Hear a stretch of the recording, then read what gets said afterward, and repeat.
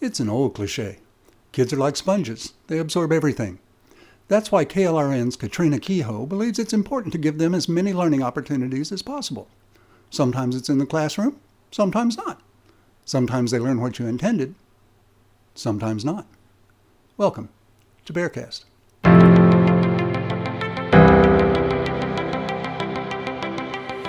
I'm Randy Langford, and this is BexarCast, a weekly interview with business, political, educational, and nonprofit leaders. We're examining the relationships between all four and how each one benefits from the success of the other three. Katrina Kehoe is the Vice President of Communications and Marketing at KLRN Public Television, serving 33 counties in South Texas. Katrina holds a bachelor's degree in communication and a master's degree in public administration from Old Dominion University. In college, she got her first job in broadcasting at the ABC affiliate in Norfolk, Virginia, doing marketing and production. After relocating to San Antonio in 2006, she quickly found her home at KLRN because of her passion for public broadcasting, documentary films, and the San Antonio community. Katrina, thanks for joining me. Thanks for making some time for me. Oh, thank you so much for having me. I'm glad to see you. It's good to see you. Your intro goes a little bit into about how you are at PBS at KLRN here in San Antonio in marketing and communications. So your media roots run deep. When I talk to you about media, it's a different conversation than I have with somebody that's not involved. Mm. When did you realize that you wanted to go into the media? Were you a kid? Were there any role models? What got you started? It's a long time ago. Like, I hardly ever remember not wanting to be involved in the media. Like, it was probably, at the beginning of high school when they start talking to you about the rest of your life. Right. And they start saying, what do you want to do? What do you want to do? And you have some people and some friends who kind of have it all figured out. And I was not one of those that had it figured out. I knew things that I liked, and I knew things that I was interested in, and I also knew the things that really weren't interesting to me. So, when they start like kind of shoving papers in front of you saying, check the boxes of the things that interest you the most. And I didn't want to do anything medical. I didn't want to do anything lawyer. I didn't want to do anything math. I knew what I didn't want to do. And all of a sudden I see this category that's just communications. And I just thought, well, I love people and I love to talk. So clearly that's where I'm supposed to be. I have no idea what that means. I don't know what communications means as far as work. I have no idea how you get paid to talk. I don't know what you study or what. So I had a lot of learning to do, but I always checked that box of communications. And like even in high school, I was on the yearbook staff where I would write and take pictures and tell stories. So I always knew I loved storytelling and talking and communicating. I had no idea how that would piece together. So when I started college, of course I had checked communications, I believe, or I had maybe a general studies and then a minor in communications. And that's where I first started, like I had my first radio class there where I was learning to like physically splice. I remember having to listen to a song and cut it with a razor and put tape on it and put it again so that it would go seamlessly. And I remember those great reel-to-reel days. Yes. And I remember thinking, do they do this for every song? That's amazing. And so those are some of my first introductions into media. And that's kind of how I knew. And so I kind of had a vision. I had a thought, but I never really had the full vision of what my job was. So you didn't start out as, I'm going to go into television. I'm going to go into broadcasting. No, I didn't. No. And so as soon as I realized communications and I realized that broadcast was an option, I started checking that box next to communications, kind of like filtering down. But I didn't really know I always kind of thought, well, that means I'm going to be a camera person. I'm going to be walking around with a camera on my shoulder, Back when they weighed 80 pounds. Yeah. Right.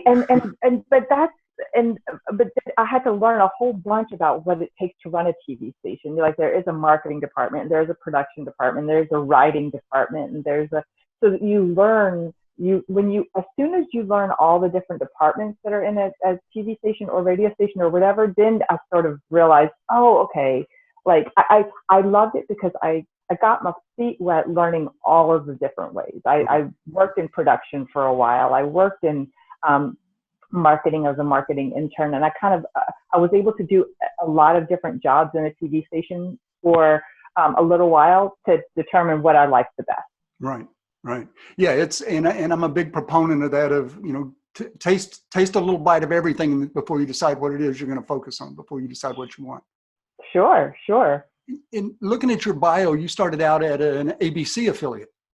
I did. And how did you go from there to public broadcasting? How did that change happen? It was actually life is pretty amazing the way it works out. So when I was in college, yes, I got an internship at a local ABC affiliate where I lived. I lived in Virginia at the time. And my internship was in their marketing department. So I started to learn a lot about marketing, about what they do. And you started to learn about a TV station is one thing, and the news. You learn about the news, but the news was completely separate from marketing, because in marketing, we were trying to figure out how our station was going to help the community. So I would work on like the holiday drives, or I would work on the turkey drives, or how we're going to collect money for the children, in different capacities. So I was definitely learning about how a TV station will put their label and their name on to something that is good, right, and how it helps. And I learned a lot there. About 2 or 3 months into that internship, there was an opening in the production department. And the woman that I was doing the internship for, she's like, look, you're doing this internship and you're not getting paid for it. There's an opening in the production department. You've learned a lot about marketing, but if you want to get paid to be here, why don't you apply for this production job? And I said, oh, that's great. And so I applied for the job and I got it. And they said, great, you're going to be part of our morning news team. I was like, what does that even mean? And they said, well, you work from 3:30 in the morning until 1:30 in the afternoon, doing the morning and the afternoon news. And I just thought, okay, and I get paid for this. This is great. So, I don't have to work at my nighttime job anymore, like in the restaurant, because everybody waits tables. And when I realized how little they got paid, I thought, oh no, I still have to work at the restaurant. I have to work at this TV station, and I have to go to class in the middle of the day. And now I have to be here at 3 a.m. It's a juggling act. So yeah, so I did that for about 2.5 years, working the morning news.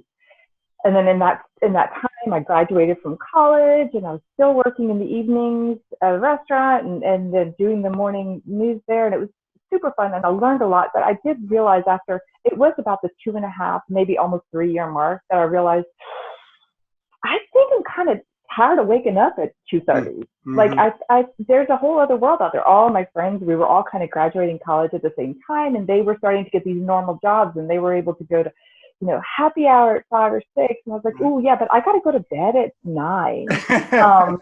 So I'm not sure about that. And I was just living a completely different lifestyle than all of my friends. So at some point, when I worked there, it was great, because I feel like who I am today is because of everything I learned there. Not only the internship, but also in the production department, learning how a TV station works and learning the different roles and how important each role is essential. And so it has really helped me. But I'm getting ahead of myself, because while I was there, a nonprofit would come in all the time, and they had regular segments on our news show, and it was the American Red Cross. And the woman who came in to do an interview one morning, she said, hey, if you ever think about, giving this up or whatever, we have a PR position available at American Red Cross. So I thought, that'd be so normal. That would be so normal. I would be one of those people that gets to go to work at 8 and come home at 5, and wow, what a difference. And so I applied for that job, and I got it. And so I was able to work in the nonprofit sector for 7 years. Oh, okay. Doing work at American Red Cross, getting out messaging for blood collections and the need for blood donations. I learned, everything I am today is because of that job, the TV job and this job, because working in a job like American Red Cross that was over in that part of the world, I worked there during 9/11, which was crisis communications at its, finest. Learning, having your whole world turned around in one day, going from we really need blood donations to we have more people that want to give blood right now than we even know what to do with. So got to totally learn about crisis communications with that. And then also Hurricane Katrina, when that came through as well. I was working at BexarCast during both of those, and really learning how to respond and how to use, how to work with the media and work alongside the media. Everything I had learned at the TV station taught me about who to talk to and what to say and what information to give them. So all of that. So I was kind of coming into this neat little world of having broadcast experience and nonprofit experience and loving what I did. And my husband got transferred here to San Antonio. Okay. And when I got here, about the second month that I was here, I saw a job at PBS at KLRN in their public relations department and their nonprofit. I thought, wait a minute, this is like everything I learned about broadcast and everything I learned about nonprofit combined into one job. And so I got that job, and that was 14 years ago. And every single day is like the best day of my life, because what I get to do is just amazing. It's everything that I've learned up until now has really created a foundation of knowing how to be in a nonprofit world with also the power of media and broadcasting behind me. It's almost like you were meant to be there. And it's funny that you the only reason you were in San Antonio was because your husband got transferred. Right. That's exactly right. Talk about the stars aligning. That did. That can't be an accident. That can't be an accident. Not at all. So let me get a little bit into BexarFest and your role there. You've been a judge for 3 years now? Yes, I have. 3 times. I'm so grateful for that. And one of the goals of the festival is to give teenagers a taste of what it's like to work in the real world. Kind of that experience you had, that do I really want to get up at 2:30 every morning and go? So go out in the real world, try it, see what you think. But what we want to give them as part of their experience in BexarFest is valid feedback. They create this media, whether it's a video or graphic design or whatever media they produce. We want to give them meaningful feedback that yeah, you have a future here. There's an opportunity for you to pursue this, something you're passionate about. So thanks for bringing your expertise to the table, because you do have that broad background about, I know what it's like to work in a nonprofit organization, and I know what it's like to work in the media. So I see where those two trails cross. But let me ask you why you do this. Why are you a part of BexarFest? What intrigues you about it? What brings you back? So, I mean, I think overall, even the first day that you called me and you told me about what it was, I was really sort of the way I just described my background of sort of everything coming together into one place and it just making sense. When I thought about the idea of taking children or teenagers and partnering them up with a nonprofit and teaching them not only about the nonprofit, but about the storytelling of being able to share that nonprofit story and get behind its passion, and understand its passion and understand the trials and tribulations that might come with running that organization. Right. I just thought, wow, what a wonderful combination. So why do I do it? So first of all, there was no way I was ever going to say no in the beginning. I thought, when you told me about it, I was like, I got to see what this is all about. You know, what are these videos that kids are doing? Not only do I love the nonprofit world, I love my nonprofit. I love all nonprofits. I think that it's great to support them. I think that they all tell a story. I think that there is a passion behind each one of them that says, I fill a need for somebody who needs it. So whether it's kids in reading, or whether it's a community in food, or whether it's education, or, you know, whatever it is, you know, every nonprofit's got a story to tell. So I really wanted to see what it was all about. That's one part of why I do it. The second part is I have my own kids, and I'm just really interested in the way kids' minds work. Right. So when I first started doing BexarFest 3 years ago, I had a middle schooler and an elementary school kid. Now my kids are in high school and middle school. I'm always just really interested in the way kids' brains operate. And when I saw the products that those high school kids were putting out, I was so impressed. I was so impressed with how they were telling the story and how into the story they were getting. I mean, some of the shots that they would get were so artistically beautiful. Sometimes they would just dig into one person's story and really tell that story so well, or they would just kind of get the broad landscape look at what this nonprofit is about, whether it's about horses and out there and how horses help, you know, children with special needs, or how, you know, it's a senior living facility helping seniors, or whatever it is. I loved seeing the worlds of the nonprofits through their lens, because their lens is going to be different than the lens of a professional videographer. And one of the part of the feedback I get from the nonprofits is that the kids see the nonprofit in even a different lens than the people that operate the nonprofit. That Right. we're here every day. This is just another day of rescuing animals for us. But for these high school students, this is a whole new world. Mm-hmm. And they get very passionate about it. That's part of the feedback I've gotten from teachers, Mm-hmm. is when they first find out their team is going to be in Bearfest, the kids find out they're going to be in Bearfest and they're going to be paired with a nonprofit. They get excited, they get enthusiastic, but they look at it as just an adventure. This is going to be fun. It's something out of the ordinary. We get to go off campus and play with cameras, and it's going to be fun. But then when they actually meet the people in the nonprofit, the whole vibe changes. That it becomes very serious, and we're not here to play. We have a goal and we have a responsibility, and we are going to step up. I don't even think the kids have any idea what they're going to learn through it. I think they think that they're going to make a video. Right. That's what they think. But when they get onto the campus of some of these facilities and they see the people that are being helped, and they see the passion behind the stories that are being told, and they see the reason, they also, I feel like what they learn is oh, okay, so this is a nonprofit. This nonprofit has an accounting department. I could easily be an accountant and work in something like this to where I can manage the money for that. Oh, this nonprofit has a marketing team that tells the stories. Oh, this nonprofit actually has the caregivers that are trained on how to be a physical therapist, or somebody who can care for the elderly, or care for somebody who might physically need help. I think it opens their eyes to all of the different jobs and opportunities that they have available to them. I don't think that they expect to learn that. And I think it's pretty cool.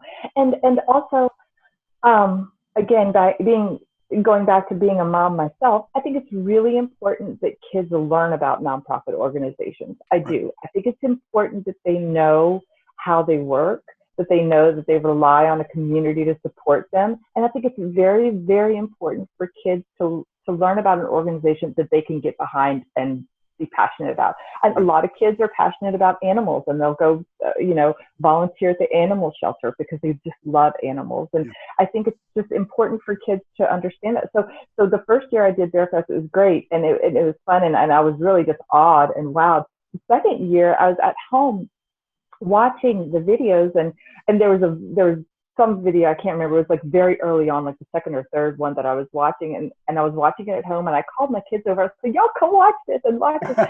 They were so into it, and they were like, wait, is there another video coming up after this? And then I found that they were sitting there watching it with me, and then so I just thought that was just great. Like, let them see this, because they're learning about all of these too. And I mean, just by watching what other kids are doing, and the stories being told by kids, it's entertaining to kids. And so then they started watching along with me, and I'd set up these little, here's, y'all want to judge too? Just set these little, fake judging sheets, and I would let them be their own judge. We'd all see if we voted on the same videos. And then it kind of became something fun that we shared together. And I know in the end, they were watching all these stories and learning about all of these organizations, and it's sticking somewhere. It might not have, it might not be there permanently, but I think that the high schoolers in Bearfest that are working on those experiences are sticking permanently in their mind. They will never forget what they saw when they were there shooting that day.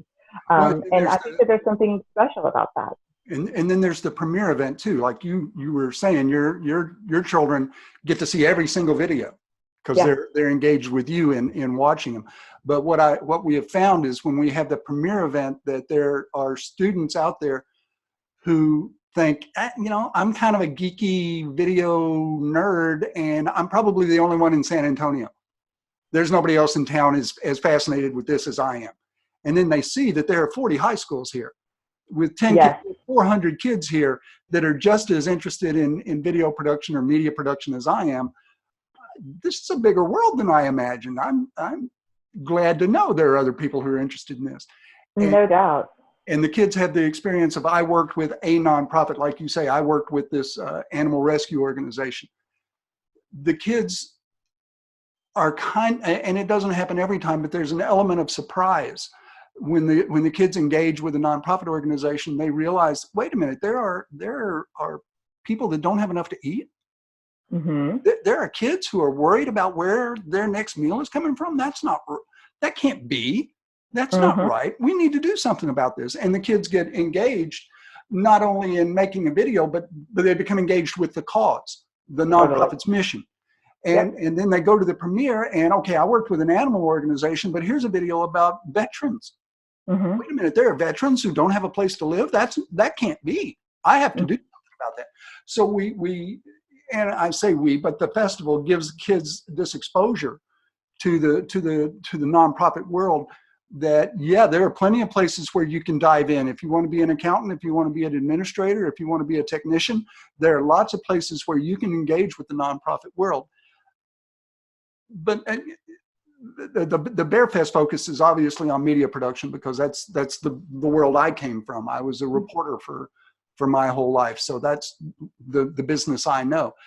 But in working with these nonprofit organizations, the kids are not only learning media production, because I don't expect most of them to go into the media. That's just the sugar coating we put on this project. But they're also learning project management. They're learning resource allocation, communications, how to deal with clients. So there's that world that they're being exposed to. And I think that, there's anybody in any nonprofit, the ability to know how to put a video together is just so valuable. It doesn't matter if you're going into marketing at a nonprofit, if you're going into development, if you're going into recruitment. To be able to tell your story through video, you don't have to be a professional videographer in order to make that happen, because a lot of these nonprofit organizations can't afford that. So if any of these kids, if whatever job they go into and whatever they end up doing in their lives, to be able to know how to tell their job through video is just a beautiful thing to see, because they can share that and they can do things with it later on. And then the thing we haven't even talked about yet is the fact that every single one of these nonprofits is getting a video that's telling their story. Right. And some of them are really so well done that it warrants putting it on the front page of their website, just saying, this is our story, check us out, this is what we do. Do you want to know more about our organization? Here's a sweet little 2 or 3 minute video that says exactly who we are and why we do what we do. Again, not every nonprofit can afford to do that, and sure, to be providing that to them as a gift, saying, hey, look, these kids put their heart into it, and you get to keep this and you do whatever you want with it. I can't imagine how wonderful that is for them. So I've never had a nonprofit turn me down. When I go to a nonprofit and say, I have a high school that wants to partner with you to tell your story, I've never had one of them say, yeah, no thanks. That sounds like a hassle. I don't think I want to do that. Right. But the story I get from the nonprofit a lot of the time is they're amazed at the quality of what the kids produce. That they kind of go into it with this attitude of, okay, we're going to give these kids an opportunity to make a high school video that's going to be of high school quality, and then they suddenly see the passion that the kids put into it and the results they come up with, and they're kind of, wow, I didn't realize what I was getting into. Yeah, this is far better than I had anticipated. And you're right, it does show up on a lot of homepages. I've had people use them every time they have a speaking opportunity. They lead with their video that before I start talking, let me show you what our mission is all about, what our organization is all about. And I think it's sweet that, the kids that are when they are at the big event, at the award ceremony, and they're watching some of the videos up there. And I know that a lot of them are seniors, but there's also a lot of juniors as well as sophomores, whatever their video teams are made of. I think that creates such a healthy competition between them to say, next year I'm going to get this and I'm going to make it better. And if ever you were going to create competition between kids, what a great and healthy competition that is. Absolutely. Yeah. And I encourage the kids that, there's trophies involved, there's bragging rights involved, but embrace the moment as you're making this video, as you're working on your production. take a second to realize that not every kid gets to do this, and I should be excited and I should enjoy this moment, whether it's recording a voiceover or editing sound or picking the music. Enjoy that moment and that moment of creation. Immersing kids in BexarFest the way it does kind of shows in them, creates the passion. We hope that it will create that passion in kids. And you're kind of at an interesting intersection as a nonprofit marketer. That what are your thoughts on the value of exposing kids to the nonprofit community? That you kind of touched on that a little bit, that it is of value. Oh, absolutely. I think it's so important. Look, it's in this world today, there's a lot being thrown in front of our kids. Okay, they're especially at the high school age. There's YouTube, there's TikTok, there's Snapchat, there's all these things that are being thrown at them. And there's so much eye candy, and they're flipping through, scrolling through, liking, and the important part of their life of stopping for a second and going to learn about a nonprofit that's out there. And when they're there, they learn about the fact that nonprofit also has Instagram and Snapchat and, maybe even TikTok, I don't know. But learning that all of those places are also on those platforms, and making them stop and put down that device for a second and learn about something, you just can't even put a price tag on that. It's so important. And there are a lot of nonprofits out there, especially in San Antonio. I think you probably know the number, but there's a lot of nonprofits in our community. So there's a lot of people to help, and there's always a nonprofit that would be right for you so you could follow your passion. There's nonprofits about filmmaking. There's nonprofits about video creation. And there's a nonprofit for anything that you're passionate about. And to remind the kids that they're out there and to teach them and educate them about the nonprofit world, they're going to be better people for it. Yeah, well, one of the aspects of BexarFest is that it goes on so long, that we recruit teams in the fall, in September, and we don't have the premiere until February. So the kids are working in that nonprofit for months. And that's part of the idea, is rather than just take a tour or spend an afternoon preparing food packages, you're immersed in this nonprofit for weeks, months at a time, and you get a real deep, meaningful understanding of what they do and why they do it. And that seems to spark a passion in the kids, that I'm not just here for the moment, I'm here for the long run. Right. And if you're working with an animal organization when you're in high school, but you find your real passion is working with women or kids or the arts, we've still created that passion, and what I call it is, we immerse the kids in a culture of caring. Yep. That they're engaged with this nonprofit, and they see people who are passionate about what they're doing and really committed to the cause. And if only by osmosis, that rubs off on them. They pick up on, it's okay to be passionate. It's okay to have a soft spot for veterans or whatever your particular healthcare, whatever your particular soft spot is. That we want to give them. There's so many, like you talk about social media, there's so many opportunities to build the perfect filter, that, my life is perfect, and here's an example of it in one snapshot. That we want to go a little deeper than that, that here's how you can enrich your life, and it's by getting engaged in this sort of opportunity. But I hear it from the nonprofit organizations as well, is they appreciate this opportunity to connect with the next generation. Yes. I mean, at the end of the day, they walk away with a video that's suitable for all audiences, but the people that produce that video are high school kids, and the nonprofit gets an opportunity to engage with those high school kids. That is valuable to them just in and of itself. Absolutely agreed. Absolutely agreed. And just reminding them, I think that in these situations, it encourages kids to find the other heroes in the world. Like, there are heroes. Heroes are not just the people who wear the cape, like they're the people who show up at a job that literally helps others become a functioning person in society, or helps them health-wise, or helps them mentally or physically.